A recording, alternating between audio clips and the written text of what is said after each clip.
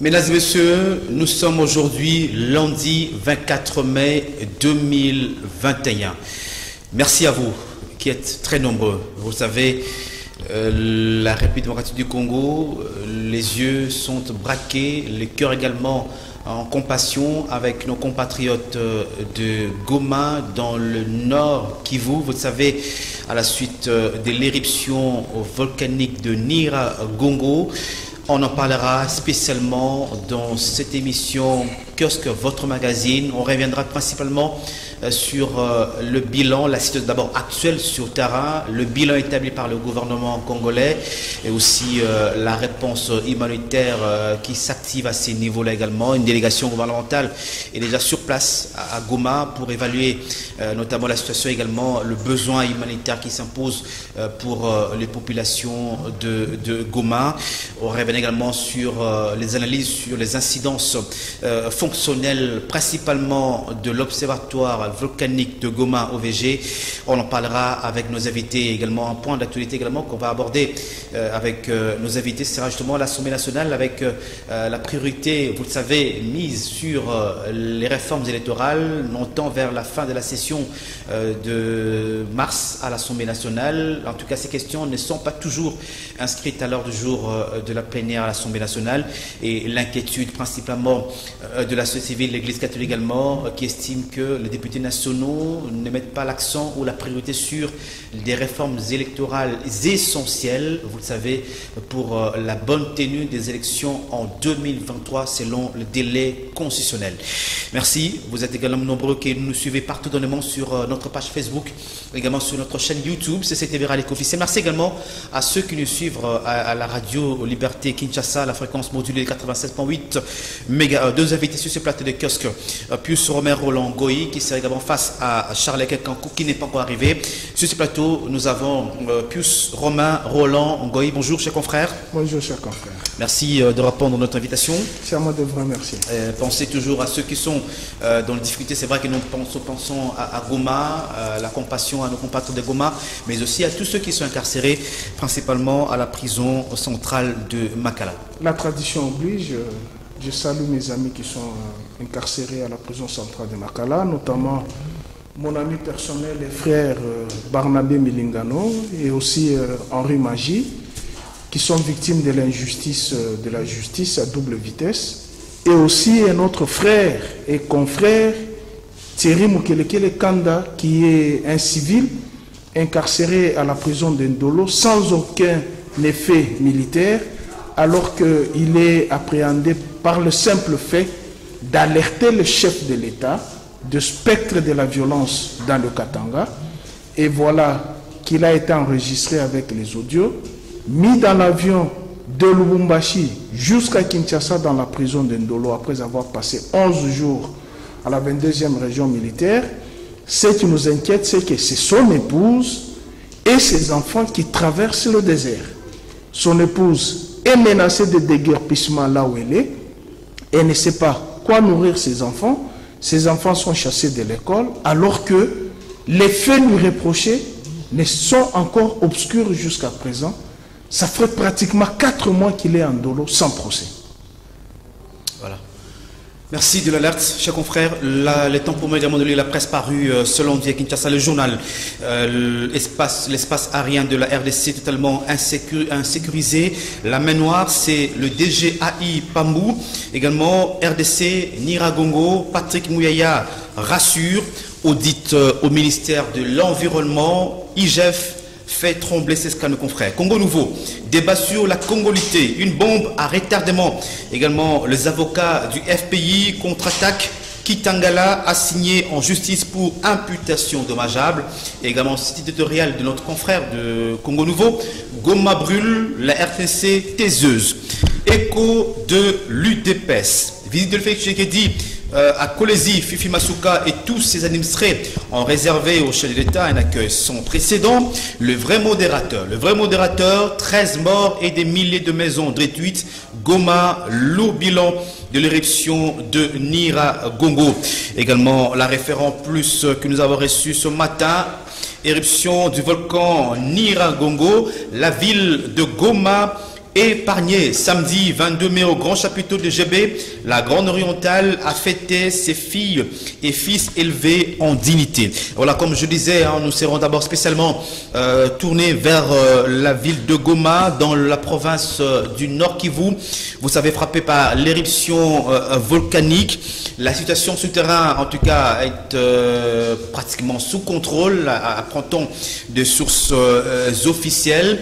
Mais la lave, en tout cas, ce qui est vrai, on peut savoir que la ville de Goma a été miraculeusement épargnée.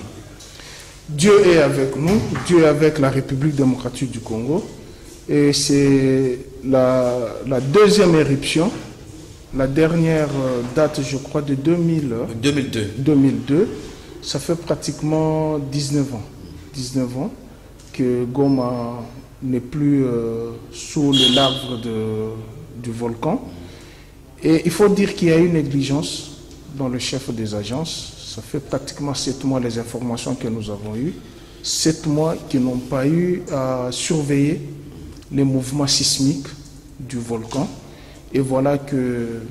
Là, on parle de dysfonctionnement sur le plan structurel d'ailleurs. Tout à fait. Au niveau de l'observatoire. Alors que ce sont les agences... Pas d'Internet. Ce sont des agences qu'il faut doter de matériel. Parce que cette ville est volcanique. Il n'y a pas que Niragongo. Il y a encore un autre, aussi, Muragira qui est là-bas. Il ne faudrait pas que ces deux volcans, un jour, se mettent en ébullition et puis paralysent toute la ville et puis qu'on assiste à un drame. Mais ce que j'ai constaté, ce sont les messages de compassion sans action, n'est-ce pas? Et j'ai fait d'ailleurs un article là-dessus. Contrairement à l'ex-première dame qui a un cœur compatissant, qui est proche de la population en pareille situation, elle répond coup sur coup, mais voilà, les détracteurs commencent à jeter de l'anathème sur elle, qu'elle elle fait ombrage à l'actuelle première dame, elle veut lui prendre le pion, alors que 18 ans durant, nous avons vu l'ex-première dame, l'épouse de Joseph Kabila, être au chevet, des démunis, des sans-abri, sans contrepartie, sans qu'on lui demande quoi que ce soit, tout simplement parce qu'elle est faite pour servir ses compatriotes, sans contrepartie, comme je le dis. Et voilà, Goma, cette fois-ci, a été épargné, mais pas épargné totalement puisque il y a ceux qui ont perdu les dégâts matériels. Alors il faudrait que le gouvernement s'attelle vite à répondre à ces besoins pour que le sans-abri ne se retrouve pas à la belle étoile et puis que les acteurs politiques en manque de positionnement récupèrent cette situation pour que ce soit un butin politique. C'est le moment que le gouvernement doit agir à travers le ministère de Solidarité et je ne sais pas, Action humanitaire. Et voilà un peu ce que je pouvais dire. Je salue les Gomatraciens qui ont fait face à les courageants qui ont traversé. Mais j'ai déploré le mauvais comportement du Rwanda qui aux premières heures a fermé ses frontières. Naturellement, c'est sécuritaire. Quand vous avez... mais les malheurs que nous avons au Congo, c'est du fait que le Congo a ouvert ses frontières en 1994 avec Kengo. Nous n'avons pas traversé avec des armes ni aller s'installer au Rwanda. Non, c'est puisqu'il y a eu une catastrophe naturelle qui a surpris tout le monde. C'est juste un besoin de fuite. Et après, on pouvait rentrer. Les Congolais n'ont pas besoin d'aller vivre dans ce pays.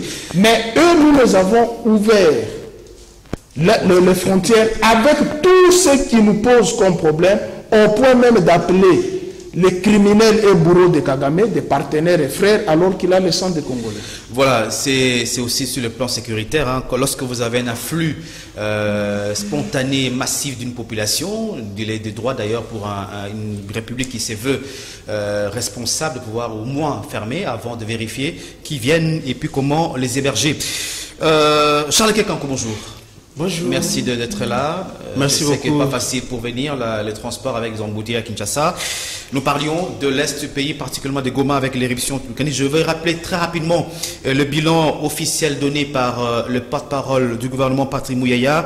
15 morts, 9 par accident, 4 dans la tentative d'évasion et 2 calcinés, 17 villages, en tout cas 3 centres de santé, une école, un abattoir, une canalisation d'eau et principale ligne électrique touchée, un numéro vert 140 activé et également de ministres sont déjà à Goma pour évaluer la situation et surtout répondre aux besoins humanitaires qui s'imposent pour cette population de la partie est de notre pays, la République du Congo. Mais aussi on apprend sur la situation actuelle en terrain, c'est l'ONVG qui fait savoir, donc l'observatoire volcanologique de Goma, qui fait savoir qu'il y a des fissures souterraines créées par ces séismes dans les encablures du rond-point Signers, bâtiment Modé et lycée Amani ainsi qu'à Kituku marché, mais non visible à l'œil nu que justement dans ces fissures, tout porte à croire que la lave chercherait une voie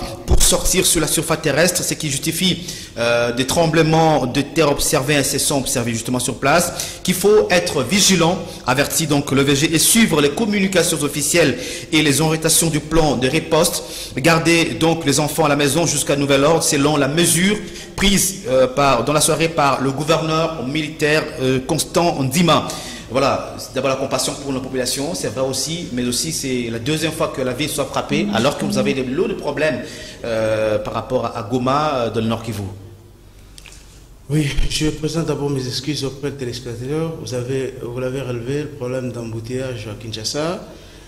Parfois, on est tenté de croire qu'il y a des démons d'embouteillage qui sortent à certains jours pour créer un peu tout ce que nous voyons comme difficulté de circulation à certaines heures de pointe.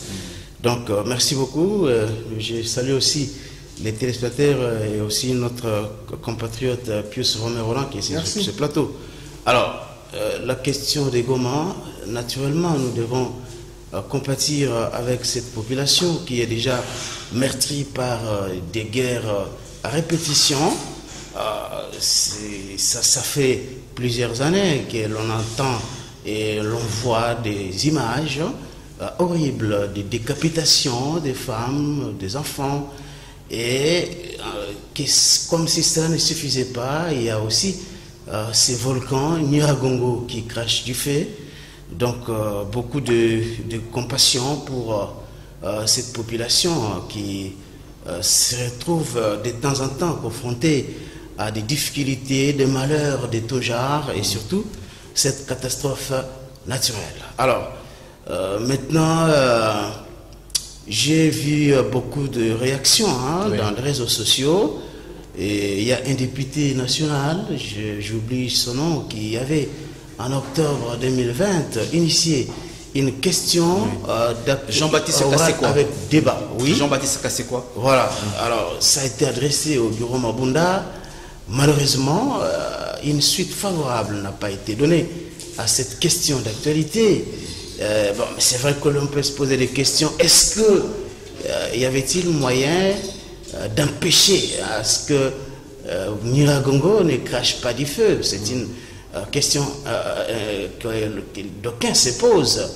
Je pense que c'est une catastrophe naturelle, mais il y a des difficultés qui ont été relevées du côté de l'observatoire volcanologique de Goma. On parle des agents qui ne sont pas payés, qui ne sont pas bien entretenus. On parle manque d'internet, manque de connexion internet. Bon, mais écoutez, moi je me suis posé la question. L'actuel ministre des Recherches scientifiques, lorsqu'il est arrivé au pouvoir, lorsqu'il a pris les choses, n'avait-il pas trouvé des dossiers sur sa table? Qu'a-t-il fait avec ces dossiers? Est-ce que parmi ces dossiers-là, y avait-il pas des dossiers urgents qui devraient mériter quand même une attention de ces ministres? Aujourd'hui, la connexion Internet coûte combien? Est-ce que cet observatoire... On nous a appris que c'est une dette, je crois, de 10 000 $ d'ailleurs. 10 000 $? Payé d'ailleurs un mois passé par les États-Unis d'Amérique qui a payé d'ailleurs. 10 000 $. Mais aussi les gouverneurs du Nord Kivu, lui qui gère la situation au quotidien, ne peut-il pas être à mesure, ne fût-ce que de donner cette modique somme-là à cet organe important? Parce que là, il est question de vie des Congolais. Hein? C'est une question extrêmement importante lorsque l'on sait que l'on se trouve dans une zone où à tout moment on peut être confronté à ce type de catastrophes naturelles. Et surtout que la question a été déjà évoquée il y a de cela plusieurs mois. Donc, qu'est-ce que le gouverneur Kasivita, est-ce qu'il n'était-il pas au courant? Pourquoi n'a-t-il pas quand même prêté oreille attentive aux récriminations, si vous voulez, de ces agents de l'observatoire volcanologique? Moi, je me pose des questions. Ça démontre quand même une certaine légèreté dans la gestion des dossiers importants du pays. Donc, avec toutes les conséquences aujourd'hui, on est en train de vivre dramatique d'ailleurs. Les conséquences. En principe, une ville comme Goma et même d'autres villages qui connaissent assez souvent des séismes, l'État congolais devrait en principe mettre en place une politique même de construction. On ne peut pas construire n'importe comment dans des entités où il y a ce genre de catastrophes naturelles. Si vous allez aujourd'hui au Japon et dans beaucoup d'autres pays qui connaissent des séismes, il y a une législation adaptée. Oui. On ne peut pas construire n'importe comment. C'est l'occupation d'espace en fait. Voilà. Donc l'État congolais devrait quand même se pencher là-dessus pour que finalement, ça fait aujourd'hui 19 ans que depuis que l'on a connu la dernière éruption du volcan Nyiragongo. Donc, mais il y a aussi Nyamulagira qui est juste à côté de Nyiragongo. Ça veut dire que Nyamulagira peut aussi cracher du feu à tout moment. Donc, comme cette catastrophe, Dieu merci, ça nous a épargné quand même beaucoup de pertes en vie humaine. Cette fois-ci, il faut que le gouvernement congolais se penche là-dessus pour prendre des mesures conséquentes afin de parer à toute éventualité et d'éviter à ce que dans l'avenir, ce genre de catastrophes ne puissent pas nous souffrir. C'est une honte. On a parlé quand même de la RTNC et de nos médias aussi congolais. C'est l'autre pan de la mobilisation en faveur justement de la crise qui sévit également dans notre pays, très généralement. Vous avez tout à l'heure évoqué les cas de la prise en charge en termes de responsabilité au niveau provincial. D'abord, par rapport au gouverneur Karli Kasivita. J'ai retrouvé par exemple ici, après avoir été alerté par la Lucha, je rappelle la lettre de Lucha qui avait adressé à l'époque une lettre au gouverneur Karli Kasivita pour dénoncer notamment le fait qu'il y avait un dysfonctionnement structurel au niveau de l'OVG, l'impaiement, on parle de la corruption, le détournement de fonds par exemple, et que la Lucha avait... fictif aussi. Voilà, genre fictif, et que la Lucha avait à l'époque saisi le gouverneur Karli Kasivita, qui avait réservé en tout cas une réponse positive à la requête de la Lucha, et avait à l'époque également mis en place une commission qui devait auditer l'OVG.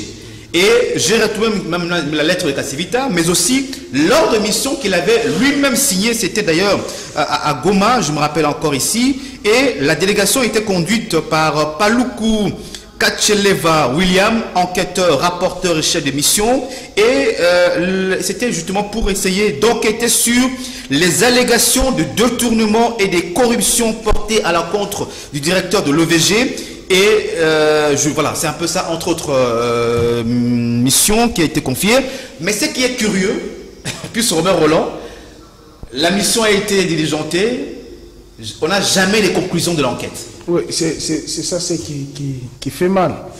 Donc ici on cherche de pouvoir limiter les dégâts. Si on avait été un peu... Ici on cherche à incriminer le gouverneur du Nord Kivu. Je ne le dédouane pas dans ses responsabilités, aussi à savoir si l'observatoire est sous sa responsabilité directe.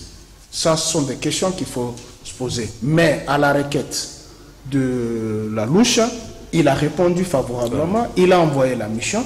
Mais nous n'avons pas de conclusion. Voilà. C'est ça ce qui qui pose de très sérieux problèmes dans les dysfonctionnements de l'appareil de l'État, où il y a des gens qui trouvent que certaines situations ne les concernent pas. Il faudrait que la catastrophe arrive pour que cela soit vite réparé, ou qu'on voit comment on peut faire sortir des fonds, entre-temps une partie soit dans leur poche, mais au lieu de prévenir, ils préfèrent que la catastrophe arrive. Mais ici, je voudrais aussi dire à mon ami Charles Quin, il faut cesser cette histoire d'incriminer toujours. Mabunda, on a déposé la lettre, elle a bloqué, question orale avec... Non, écoutez, vous savez, on juge la question orale de l'opportunité, de son opportunité. Pourquoi devons-nous traiter la question orale? Vous savez qu'à l'Assemblée nationale, il y a de ces députés nationaux qui veulent tout simplement se faire voir à l'écran.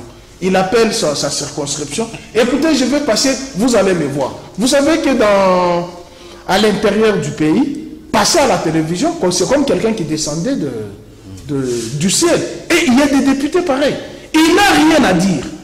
Il n'a pas de questions aussi percutantes, mais il veut tout simplement alerter sa circonscription que je suis passé, et puis on lui fait une capture de vidéo, il commence à faire circuler dans les vidéos. Non. Mais dans le cas précis, la question orale de Jean-Baptiste Kassé, quoi, c'était quand même une question. Ça date.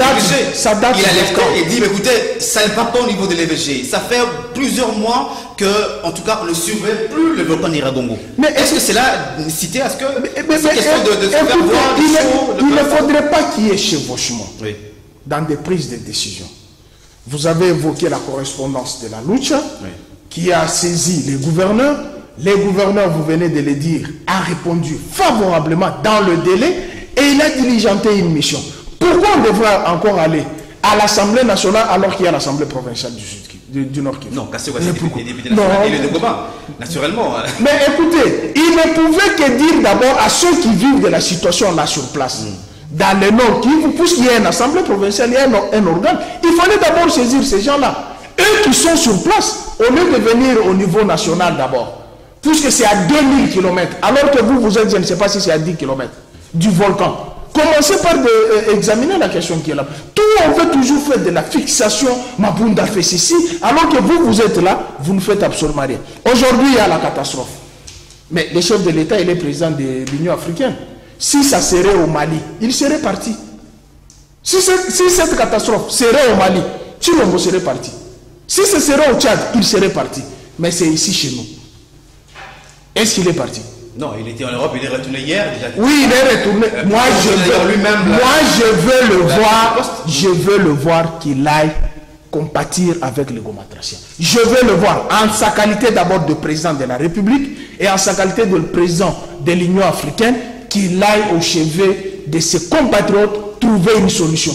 Puisque promettre et faire, c'est deux choses différentes. Quand il promet qu'il va habiter à Goma, on le lui rappelle, c'est nos consoeurs qui sont en train de payer les frais. Maintenant, là, il doit aller voir nos confrères. Il ne faudrait pas que les ONG occidentales viennent et puis commencer à nous faire non, les nationaux.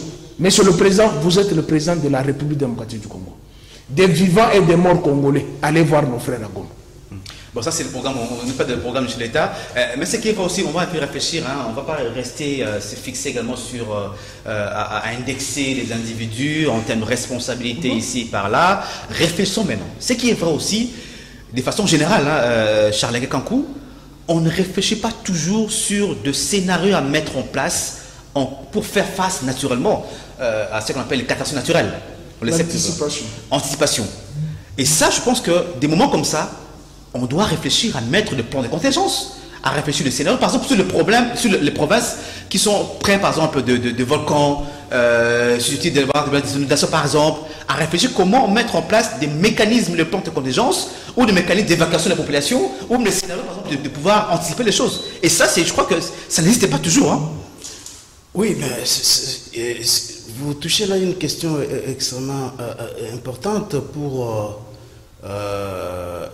la population en général, pas seulement celle-là qui se trouve à côté de ces types de catastrophes, notamment les volcans et autres. Mais on voit même lorsqu'il y a des pluies diluviennes ici,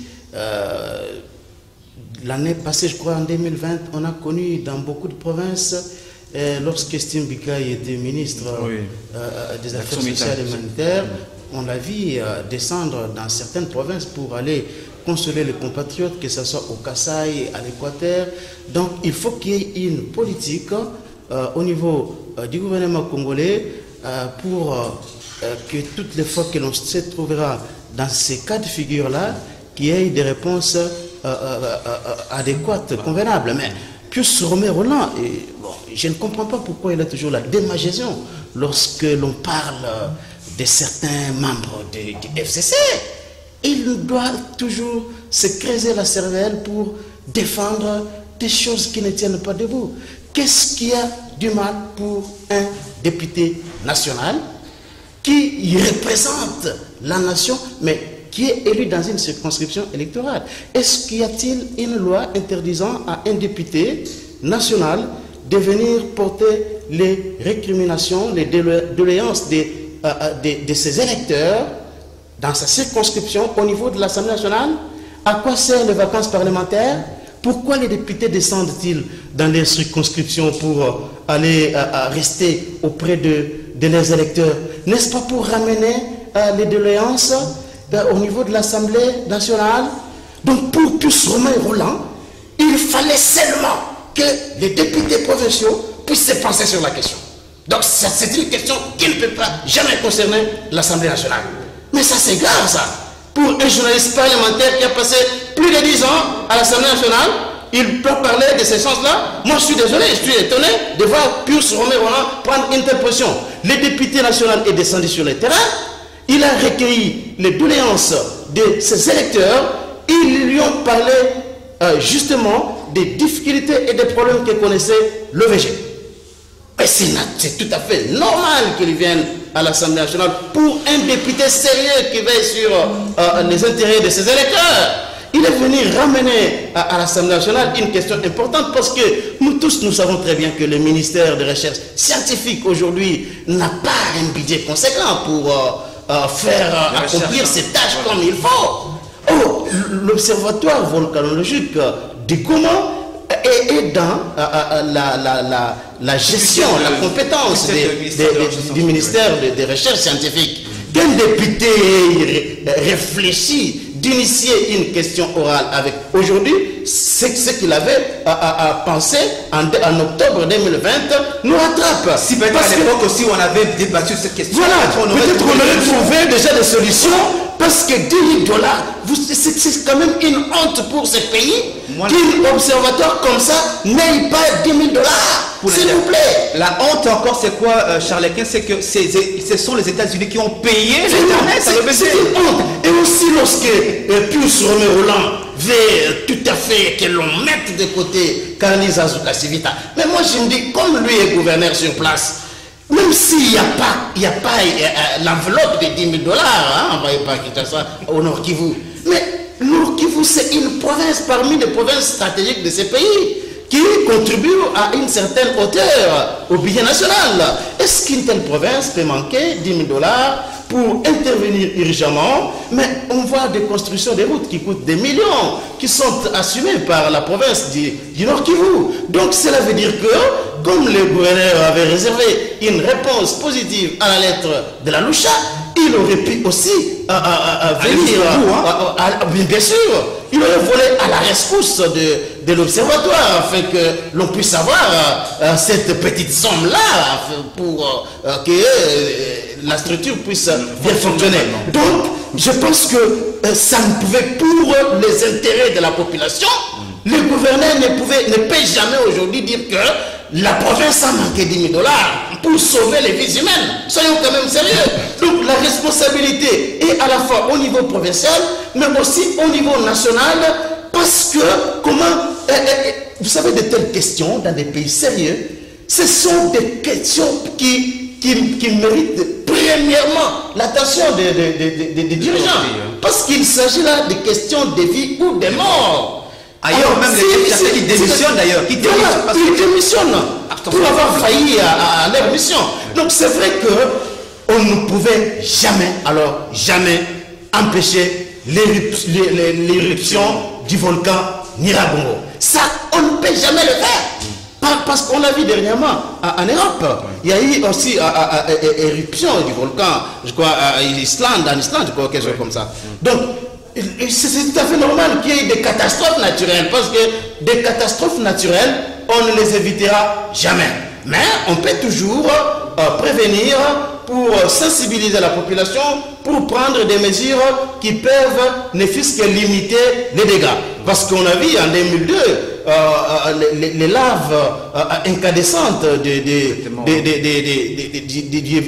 Nyiragongo avaient endommagé une partie de l'aéroport de Goma et beaucoup de gens avaient perdu des vies humaines. On aurait pu se dire, est-ce que cette fois-ci, ne devons pas éviter à ce qu'il n'y ait pas de construction dans tel axe de la ville, du côté où souvent on enregistre des catastrophes, des conséquences de l'éruption du volcan.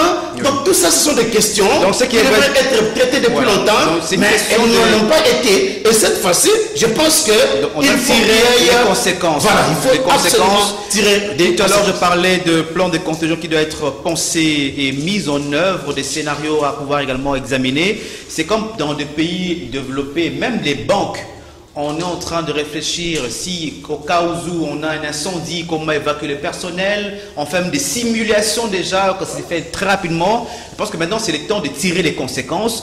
Et je disais d'ailleurs quelque part aussi, selon Dario Telesco, qui est également un des collaborateurs de l'OVG, il disait que le volcan Nyiragongo, c'est un volcan le plus dangereux au monde d'ailleurs. La lave volcanique de Nyiragongo, elle est puissante, je crois qu'on parle de 100 km/h, c'est quand même très dangereux. Donc si, malheureusement et heureusement d'ailleurs pour les populations de Goma, ce n'est pas arrivé à Goma, en tout cas on aurait eu des catastrophes incommensurables. Peut-être aujourd'hui on ne parlera pas des 15 morts comme le gouvernement l'a dit. Donc maintenant c'est question de tirer les conséquences et de mettre en place des mécanismes pour essayer tant soit peu de limiter les dégâts à travers de mesures pensées comme ça s'est fait ailleurs. Aujourd'hui aussi on non seulement parle de dégâts matériels et autres par exemple, mais aussi l'impact également de l'éruption volcanique sur l'environnement par exemple.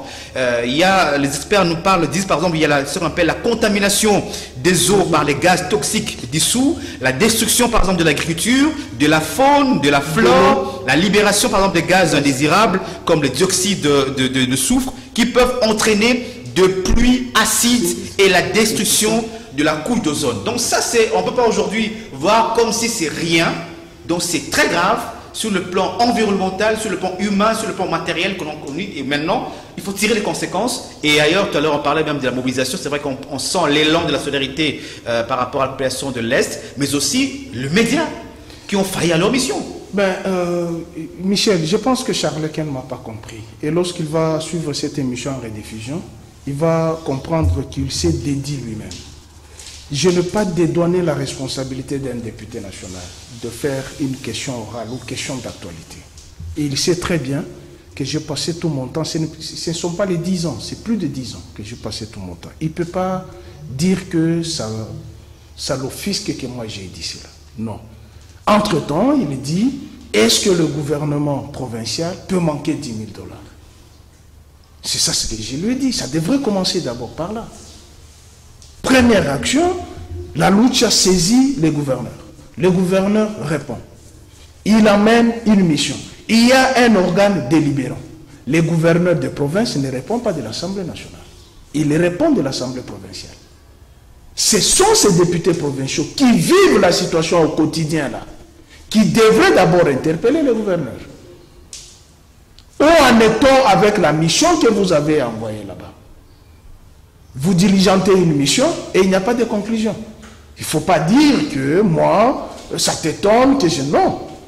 Je ne peux pas résoudre un problème qui est à 2 mètres de chez moi pour aller chercher quelqu'un qui doit le résoudre à 10 000 km, alors que la solution, je peux le trouver à 2 mètres. Le gouverneur est là, qui gère la province au quotidien. Il y a l'organe délibérant qui est là-bas et il a diligenté une mission. Il fallait d'abord arriver à ce niveau, que nous venions nous présenter un spectacle et puis responsabiliser Mabunda que Mabunda a refusé. Vous, votre problème, c'est responsabiliser les gens qui sont innocents. C'est ça votre problème. Au lieu de parler d'une manière globale d'une manière nationale, mais vous voulez toujours citer les noms des gens politiquement pour voir que tel régime n'a rien fait. Alors que la question devrait être résolue par le gouvernorat provincial. Oui, on l'a dépassé. C'est un peu ça. Tirer les conclusions. C'est arrivé le lot, comme on dit, le tirer, il faut le boire maintenant. Hein. Par rapport à la responsabilité des médias, il faut dire que nous tous nous étions surpris. Oui. Le fait qu'il n'y avait pas un travail suivi de l'OVG qui pouvait nous alerter à tel moment, voici, il y aura ceci, on pouvait faire du bruit. Mais nous tous nous étions surpris du fait que l'OVG est paralysé, n'a pas d'appareil, n'a pas de moyens conséquents. Il y a des fictifs. Donc, un flou qui plane sur cette structure qui pouvait nous alerter. Nous, médias, nous sommes à Kinshasa. Moi, je suis à plus de 2400 km de Goma. Comment je saurais que Nyiragongo est en ébullition ou en éruption? Comment je le saurais? Si seulement l'OVG ne pouvait m'alerter. Il ne faut pas à un certain moment tirer au boulet rouge, même dire que oh non, la RTNC a été surprise.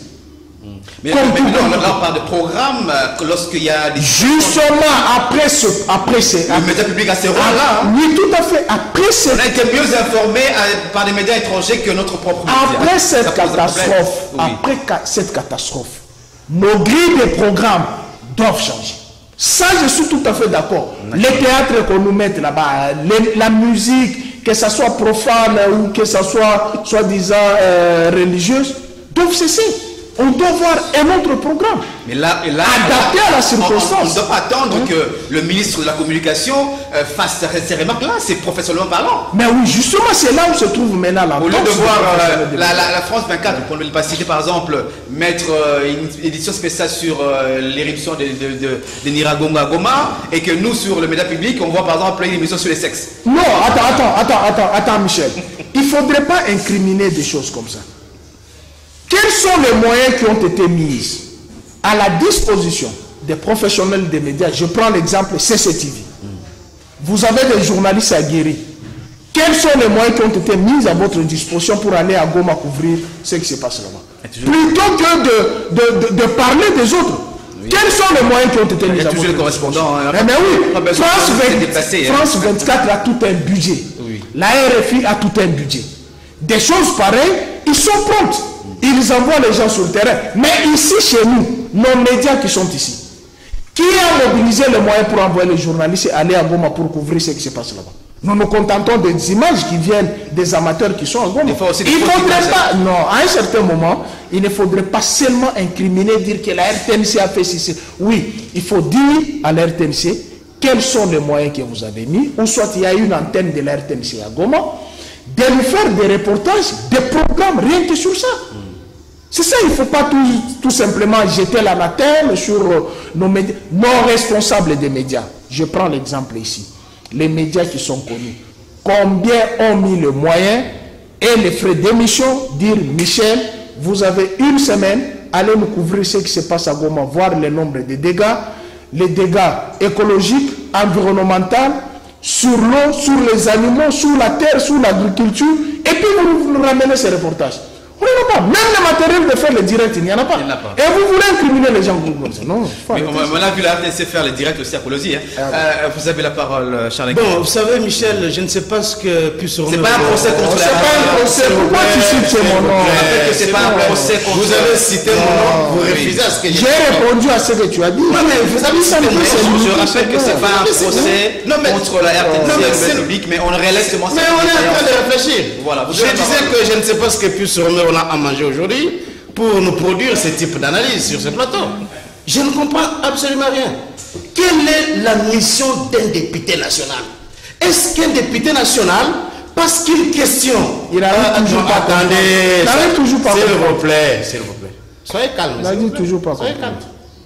Donc, et rien n'empêche à un député national de ramener une question importante, vitale de sa circonscription à l'Assemblée nationale. Rien n'empêche un député national. Il n'y a pas un article du règlement interne. Soyez tolérants. Mais soyez tolérants, s'il vous plaît. Soyez tolérants. Vous voulez que l'on charge seulement l'Assemblée provinciale? Je suis d'accord avec vous, mais je suis d'accord avec vous sur ce point-là. Je suis d'accord avec vous sur le fait que les députés provinciaux en auraient fait aussi une question vitale, parce que c'est une question de vie ou de mort.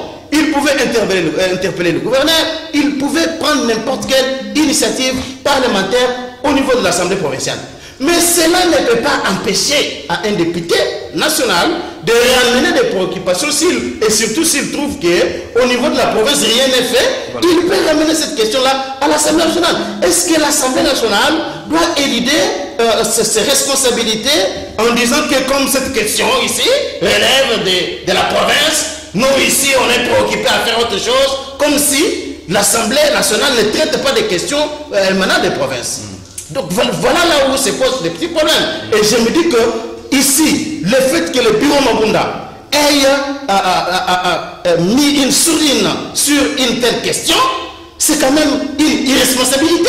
Parce que c'est une question de vie ou de mort. Voilà. Donc ça doit être clair à ce niveau-là. Et il a parlé pour enchérir, c'est que l'OVG c'est aussi, comme on dit, un établissement public. Voilà. Voilà. Alors maintenant, il a parlé de Félix Tshisekedi, si c'était au Mali et tout ça. Mais quand même, soyons sérieux lorsqu'on parle des choses. Quelle est la catastrophe qui est arrivée au Mali ou je ne sais pas, au Madagascar, où Félix Tshisekedi est allé consoler les gens là-bas? Donc il pense que le chef de l'État, tel qu'il est là, il doit se frotter les mains, rester dans sa maison, se gargariser des images qu'il voit à la télévision, des gens, la population de son pays en train de fuir vers le Rwanda. Le président est là, il est content, il jubile. Selon lui, il jubile. Il veut qu'il y ait une mort d'homme, qu'il y ait des déplacements massifs des Congolais comme ça. Pour lui, pour le président de la République, il peut être content de ces spectacles-là.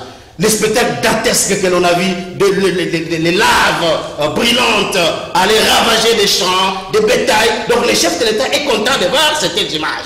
Non, nous soyons quand même sérieux lorsqu'on parle. Le président a interrompu son séjour en Belgique pour revenir rapidement au pays parce que ce sont des questions importantes de sa population. Donc, je ne sais pas quel est le problème que Pius Romer là a vraiment, le problème personnel, parce que ça donne l'impression qu'il a vraiment un problème personnel avec Félix Tshisekedi. Un jour, il nous le dira. Alors, maintenant, parlons de la RTNC. Attendez, mon cher ami, oui. La RTNC a failli. Mais on a vu ici un reporter de France 24 donner l'information alors qu'il est à Kinshasa. S'il vous plaît, France 24 a traité de cette question chaque 30 minutes. Chaque des éditions est une édition spéciale. Toute la nuit, moi je suivais France 24. Au Rwanda, la télévision rwandaise a diffusé les images. Et beaucoup d'autres télévisions à travers le monde ont diffusé les images, sauf la RTNC, sauf les médias congolais. Comme j'ai vu sur Télé 50, par exemple, il y avait urgent, une bande filante, passante, où l'information passait à tout moment, et ainsi de suite. Mais sur la RTNC, rien. Est-ce que la RTNC n'a pas une antenne au Nord Kivu? Les journalistes ne pouvaient pas descendre sur le terrain, les journalistes de la RTNC, faire un reportage normal comme tout journaliste. Pour faire un reportage ici, il faut que le ministre appelle à aller faire tel reportage. Mais soyons quand même sérieux. Ça, c'est de l'irresponsabilité. C'est vraiment de les journalistes de la RTNC au Nord Kivu ont fait quoi?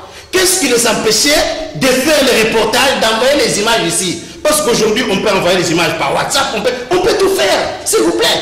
On peut montrer comment la population... Les images que nous voyons sur France 24, c'était quel type d'image? On voyait la population, comment les gens couraient dans tous les sens. Toute cette ambiance-là, on voyait des images de fait, et surtout que c'était des images aussi produites par la MONUSCO, qui avait fait un vol de reconnaissance non loin de là où les volcans étaient en éruption. Vous voyez, donc ça n'empêchait jamais à un journaliste de la RTNC ou bien le directeur de programme de là de parler de cette, les fils qui parlaient de cette question-là. Lorsque moi je pense que la télévision du monde parle de la question, c'est un problème de leadership au niveau de la donc c'est extrêmement grave. De journalistes qui doivent recevoir des c'est un journaliste compétent qu'on peut se remettre là lorsqu'il peut prendre de telles défenses. Moi je suis désolé.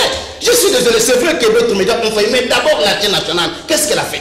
Ça, c'est inacceptable. Est-ce que dans l'avenir, on peut accepter que l'on revoie des choses comme ça? Parce que la RTNC a une antenne là-bas. Les gens pouvaient descendre, envoyer des images. On peut même improviser, faire n'importe quoi, afin de former les Congolais. On peut même jamais attendre France 24. Même un plateau spécial. Un plateau spécial. Alors, ces jours-là, j'ai vu, c'était la nuit, le ministre qui Mouyaya est venu faire un communiqué là, il était accompagné des membres du gouvernement. Ça s'était limité là. Pas aucune image. Est-ce qu'aujourd'hui, la RTNC peut nous produire des images de ces volcans-là? Et si elle pourra nous donner les images, ça serait quelle image? Les images de la MONUSCO, parce que c'est seulement la MONUSCO qui a fait un vol de reconnaissance et nous a donné ces images-là. Je pense que même aujourd'hui, si la RTNC peut parler de ces volcans, elle va se servir des images de la MONUSCO. Pourquoi elle ne l'a pas fait ces jours-là, en ce moment-là? C'est un problème de réformer, comme le ministre de la Communication l'a dit, hein, il faut réformer et tirer des conséquences. Mais aussi, il faut savoir que c'est quand même des vieilles habitudes héritées depuis très longtemps. On a vu les Lushima Ndiaté qui prenaient 2 heures pour parler des histoires, alors que c'est ça aussi le rôle de médias publics. Ça, je crois que le ministre Mouyaya, qui est d'ailleurs un professeur de médias, sait au plus ou moins comment les choses doivent se faire dans des pays qui se respectent.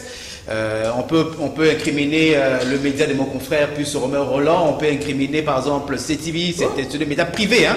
Oui. Mais un média public, c'est que l'argent de Pius Romain Roland, de Charles Quint, de Dudu Motiri, de Moron Jambé, Karine Bébé, de Michel Koyakba, qui contribuent à ce que ces médias fonctionnent. Donc, ces médias doivent être au service de la population. Ils reçoivent beaucoup d'argent de l'État.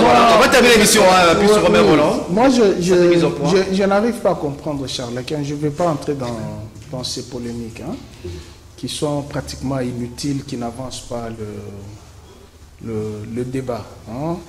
Avoir une fixation sur quelque chose, à dire que moi j'ai un problème personnel avec les chefs de l'État. Non, ça n'a rien à voir. Non, ça n'a rien à voir. Effectivement, j'ai un problème personnel avec les chefs de l'État, compte tenu de la mégestion du pays. Là, maintenant, je te réponds. Je suis congolais, compte tenu de la mégestion du pays, j'ai un problème. Oui, ça, maintenant, je te réponds. Puisqu'il fallait que tu attendes cette question. J'ai un problème compte tenu de la mégestion. Tu es en train de décrier l'OVG ici, non? Ça fait 2 ans qu'il est au pouvoir. Lui, il ne connaissait pas ce problème-là. Il ne pouvait pas le résoudre. En tant que premier citoyen de la République. Je te réponds maintenant puisque tu voulais cette réponse. Tu voulais cette réponse. Ça fait 2 ans et demi qu'il est au pouvoir. Ces problèmes-là de l'OVG, il ne les savait pas. Il ne pouvait pas les répondre. Je parle en qualité de premier citoyen de la République. Il a promis qu'il devrait habiter Beni. Il n'a pas habité Beni. Quand les confrères le lui rappellent, certains sont poursuivis par le parquet et chassés au travail. Maintenant, moi, je lui rappelle, par sa mission constitutionnelle, il doit être au chevet de vos matraciens qui vivent cette situation et rappeler à son voisin, partenaire et frère Rwanda de ne pas fermer les frontières en pareille circonstance. C'est ça ce que je voulais rappeler. Vous voulez déplacer le terrain sur quel jeu? Hein? Non, on doit être sérieux. Je te réponds maintenant que le problème que j'ai, c'est la mégestion du pays. Je dois l'interpeller, je dois le critiquer pour qu'il s'améliore au bénéfice de la République. Comme vous êtes là pour applaudir en tout et pour tout, moi je n'applaudis pas. Il faut accepter la contradiction. Et la contradiction, c'est une autre sphère de la culture qui parfois il faut la solliciter pour s'évaluer. Et c'est ça ce que moi je suis en train. Vous ne voulez pas de la contradiction. Je te rappelle, il a 2 ans au pays. Est-ce qu'il ne connaissait pas ce problème de l'OVG? Pour que tu te décharges sur Mabunda, pour que tu te décharges sur le gouverneur. Est-ce que lui ne le savait pas? Il ne pouvait pas le résoudre.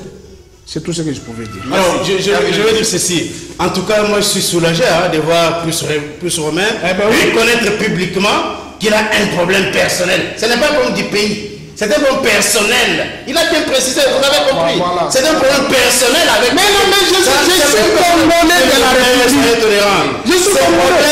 Ce problème est ailleurs. Ce n'est pas la gestion du pays. C'est la gestion du pays. C'est un problème personnel. Il ne juge pas Félix Tshisekedi comme président de la République. C'est un problème... Mais je parle de sous-président. Non. Il juge la gestion en tant que président de la République. Calmez un peu notre ami.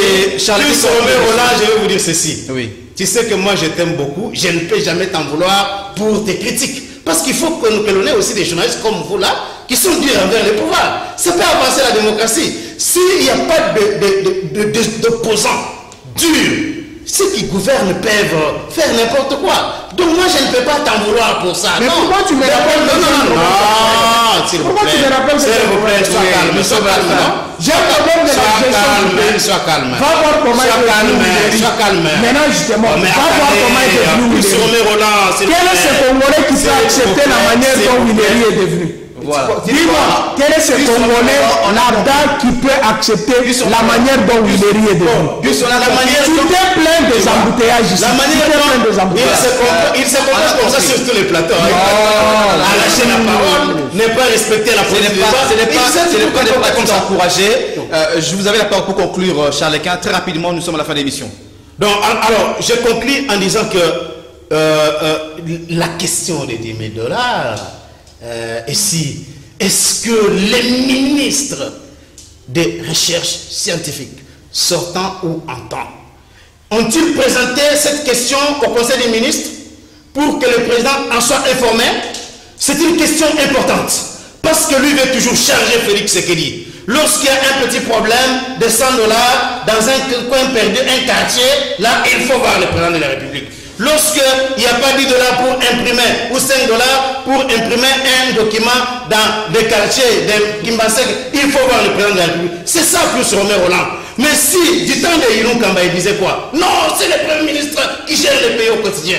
Toutes ces questions-là, ça fait partie, c'est dans les attributions du Premier ministre. Mais aujourd'hui, il veut que le président de la République s'implique même dans la gestion de 5 ou 10 $, dans tous les dossiers qui concernent la République. Merci beaucoup. Alors, comme vous voulez que ça soit comme ça, changeons la constitution.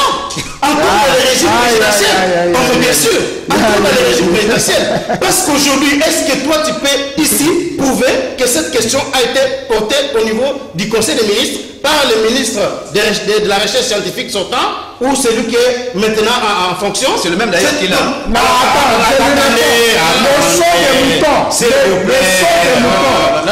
la construction des sauts de moutons. La construction des sauts de moutons. La parole. Il faut toujours comporter comme ça. S'il vous plaît. Est-ce que la construction des sauts de moutons ont été débattues au Conseil des ministres? Vous ne parvenez pas à maîtriser tout Sur Robert Roland, Noï, merci Charles Kankou. Ce qui était vrai, c'est que je disais tout à l'heure, je rappelais que nous ne devons pas être dans le cas d'indexer les individus. La situation elle est catastrophique, elle est également alarmante pour tout le monde.